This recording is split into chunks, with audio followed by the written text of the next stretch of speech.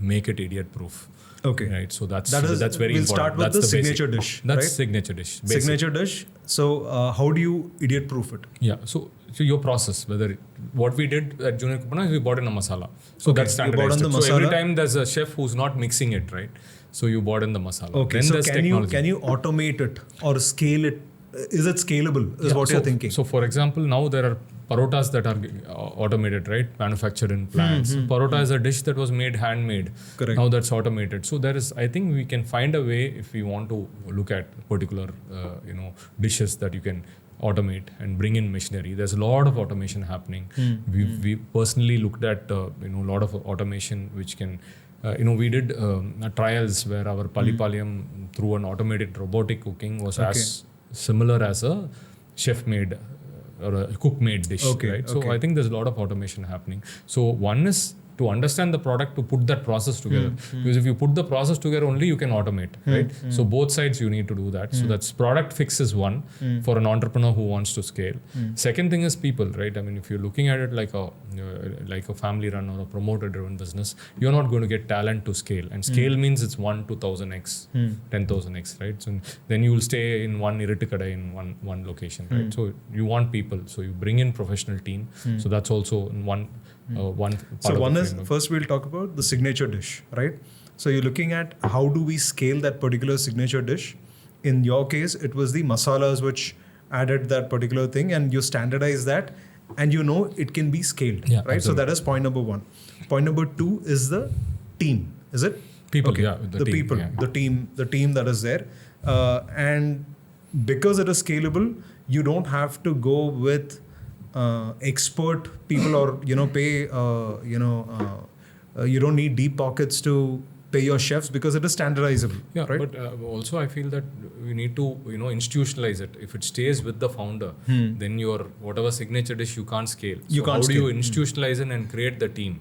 Okay. Right? So that's where the professional team comes in. So Okay, the team comes in. So when you say the team, we are talking about your sales, marketing, everything, all the people chef, who, the talent who's you there. might have a great guy producing good stuff, but if you don't have the right operations team, right sales guys, and all that, you can't really scale that product itself. Your signature dish can't scale. It'll just remain one good product which few people will have. It can't reach that mass, right? So you need to get that right team. And signature dish team. Okay. Team. And when you're doing that team, you have to be cognizant that the team is the same guy who can join you, who has an offer from KFC, from ITC, from Taj, right? How do you then compete with a KFC or a McDonald's and ITC to lure him to come to you? Okay. So that's also a big challenge that all the legacy and the startups in this space face, right? How do you attract the best team? Okay. Right? So to take your product to millions or whatever. The third is technology. So how do you bring in technology? Now with the advent of AI, I mean, now we're using AI in marketing and a lot of, controls, management, but there's much more that we can do with technology plus AI. So that's something that we can bring in, how we can, in scale. So these are all, I'm saying this is the frameworks for scale. Then you have, your whole financial systems, right? If you don't have you might be selling a good stuff, but if not making money, you're not cutting down your wastages, you're not cutting down your, operating efficiency, making it better, then you can't have an operationally good kick-ass thing. So then your financial systems controls. Okay. Then you have your private capital. So you bring in all these things, then you bring in private capital because your propensity to put capital as an individual will be limited at a certain point of time. Then you bring in private capital. This whole framework helps scale. So we discussed about the first is the signature dish or cuisine, right? So in your case, the Junior Kuppanna case, it's the cuisine that you wanted to scale, and maybe an entrepreneur wants to scale up the dish, one dish, right? We've seen KFC, what they've done with just fried chicken. Yeah. We have seen what McD's has done with just a burger and a patty, right? So anything can be scaled, right? So we have the signature dish, then you mentioned of the team, and then you spoke about the technology part of it, and then your the financial part of it, where you get the funds from, and also with this, I think we need to cover the real estate part of it, That is also important because that's where you place your stores is equally important, right? Where's your distribution, right? Of course, we have the Swiggies of the world to distribute, but that's what you mentioned is about 35%. Yeah. Right. So, what is about the real estate? How do you choose real estate? Is there a thought process to it? You look at the diaspora around that particular area, and then you place the stores. Do you have a study of, the Kongu cuisine can be well accepted in this particular area? Thankfully, in Tamil Nadu, we don't have that problem because don't have that everybody is a problem. consumer. Everybody is so a we just need to pick the right catchment area or a part, right, where we can have the restaurant, right? So for us, if you look at interestingly, 2000 until 2000, Junior Kuppanna was more inside gullies. When we started in Chennai, we were in T Nagar in one gully.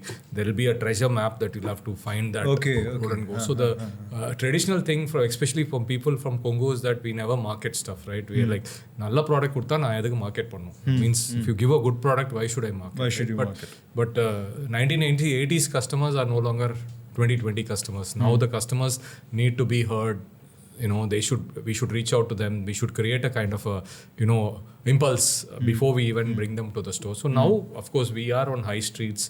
We see catchments which are good. We take up those catchments. More than if you say we want a store in Nungambakam or Adyar or Mylapore. So Mylapore maybe is off because there's a lot of vegetarian market, right? Market. Similarly, Kilpok is more of, there's a lot of Marwadi crore, so veg restaurants do well there. So those are the broad categories that we You'll have to know the demography. Yeah, demography is something that's already available. And then also you see the number of non-veg restaurants which are there in that market. So you pick that. Then when you see Nungambakam as an area where you want to do, there are 3-4 zones where the traffic moves towards. So you want to be in that zone where you are seen, so that there's a more chance for them. Then you have the basics of finding a retail location, like your frontage, your parking, your all those stuff that you need, your licenses and all.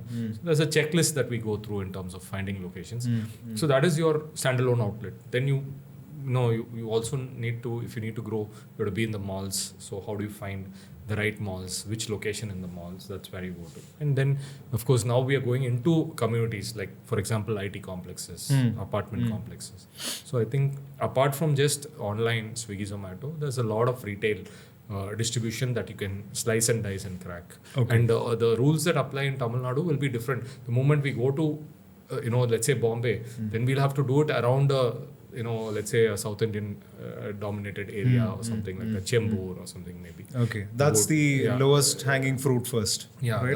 that's or you if you're doing the mass, I guess that if we go non-Tamil Nadu, we will not do the mass format. In Tamil Nadu, for us, an auto driver and a BMW owner, all are consumers. All are consumers. So we don't want to alienate. There anybody. you'll have to be a there little we more can specific, pick and choose, right? and we can go a little bit premium because we'll do one destination store. Here in Chennai, for me, we are a daily food, right? So we want people to come for their daily meals, daily tiffin. So that means you have to be closer. So this is broken up into micro markets. But in a non-Tamil Nadu, we'll be a destination restaurant. So where we'll have people coming for that special meal where they want to have Congo food. So that's how. Okay. So say there's a street food entrepreneur who has a dish, right, and which people are queuing up for that particular dish. So which means you go to them or they come to you, right? What would be your initial reaction? Do you take those brands up? You look at whether it's scalable. How can you kind of do you do that first? I mean, you mentioned your company has put in processes for that and stuff like that, right? So how does that work out? So part of what I do is very niche. So I have the time and bandwidth as an organization to work with maybe 3-4 brands, right? Invest and work with them. Because without investing, working with them is like as good as a consultant, but we don't want to be that. And if you then want to give expertise, help out youngsters coming into it, we just do it for free. We don't charge. We just help, guide, mentor, and we offer whatever our experience as friends.